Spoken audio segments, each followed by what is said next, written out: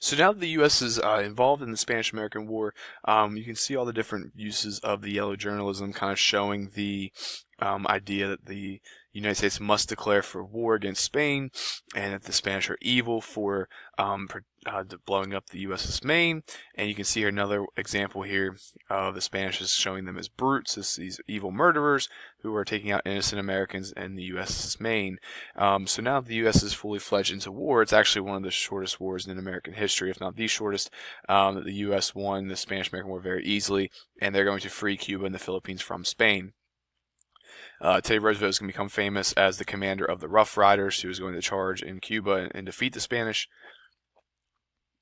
And now the U.S. is going to take on multiple different territories now that the Spanish had once controlled. Again, these are the Philippines, Guam, and Puerto Rico. So now let's go ahead and get into the U.S. Imperialism in the Philippines and what that looks like and how that relates to the United States here advancing and trying to expand society, American society, that is, across the world.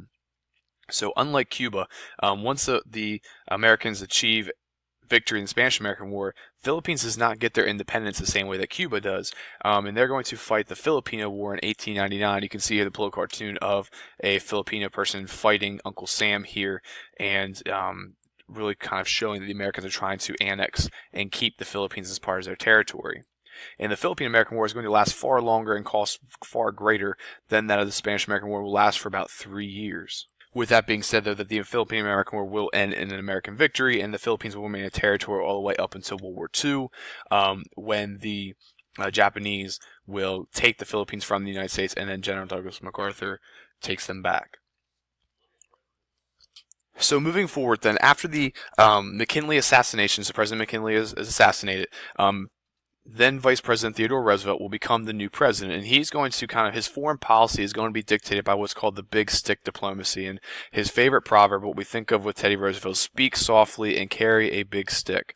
And what that essentially means is the big stick, meaning the large military. You have a lot of force. You don't often use it. You speak softly, but it's there. And if you ever have to use it, you have it. And he believes in the Alfred Mahan notion that you need a strong navy, and that's what the United States is going to try to achieve under his presidency. And thinking back to our Period 4 unit in that era of good feelings, when President James Monroe writes the Monroe Doctrine, basically saying that that the Western Hemisphere is closed off to European powers. That is essentially the foreign policy. Well, now we're getting into the early 1900s, and Roosevelt is going to add what he calls the Roosevelt Corollary, which is not just the fact that Latin American countries will be off limits to European powers, but we will do what we have to police and ensure that the Latin American countries will maintain their independence from European powers. And that is our job to protect Latin America, meaning Central and South America, from the European countries who wish to imperialize them. You can see here in the picture that's showing President Roosevelt in like a police outfit as also a kind of a divider between the European countries and the natives of Latin America. All right, so with the Roosevelt Corollary now, let's go ahead and take a look at the Panama Canal, what's taking place there in Panama. So one of the top objectives Teddy Roosevelt wanted to do was to use and create a Panama Canal in order to make shipping more efficient. And what you can see here is, let's say you were trying to ship goods from New York to the West Coast and let's say San Francisco. The trip itself, because there is no direct way from Atlantic to Pacific Ocean, has to be through the whole way around the outside of South America and then back up the Pacific Ocean, the west coast of both South and North America. And what that does, it basically creates a 13,000-mile course that's very long and very cost inefficient, with allowing for a canal to cut across Panama, which is right here smack dab in the middle of North and South America. It would cut the trip nearly into thirds. So obviously it would be pro for naval ships and also commercial ships. However, the government of Colombia is rejecting that the U.S. come in to build a canal. So the United States is going to urge Panama to revolt and break away, form their independent nation from Colombia. That way the United States can help build a canal. Now it's important to keep in mind that the French had tried to do so beforehand and failed miserably, so the project basically had halted. And this is where the United States is going to try to pick up the rope or pick up the slack and try to create this canal across the country of Panama. So by 1903, Panama is going to gain its independence from Colombia. They will allow the United States to create a canal, and you can see here from the cartoons that obviously being kind of fed by Teddy Roosevelt, you can definitely get the idea that the Americans are really kind of pushing this for economic purposes. They want to allow for this for shipping, and also, again, we talked about for the Navy. And eventually, by 1914, the canal will be finished and controlled by the U.S. And you can see here how it cuts through straight through the country of Panama into the Gulf of Panama.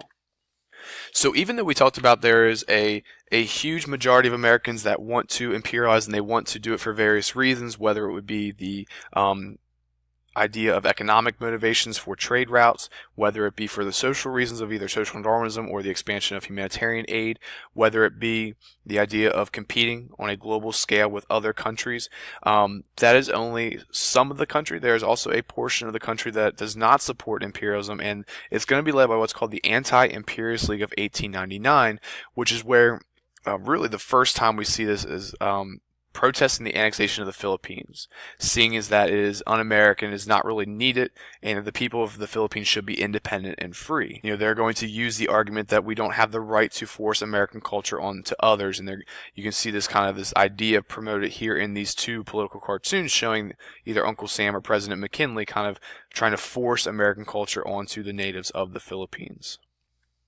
So in order to sum up, really by the start of the 20th century, the U.S. will be considered a world power. After the victory of the Spanish-American War, the annexation of places like the Philippines, Guam, Hawaii, Alaska, and so forth, the U.S. is really kind of working to compete with those of the European powers.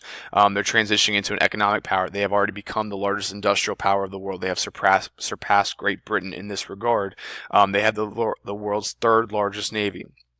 Once we get into President Roosevelt's term, they will continue to try to expand that and continue to try to evolve and grow. Remember, thinking about that Alfred Mahan's theory of having a great white fleet, that your navy needs your country's as strong as your navy.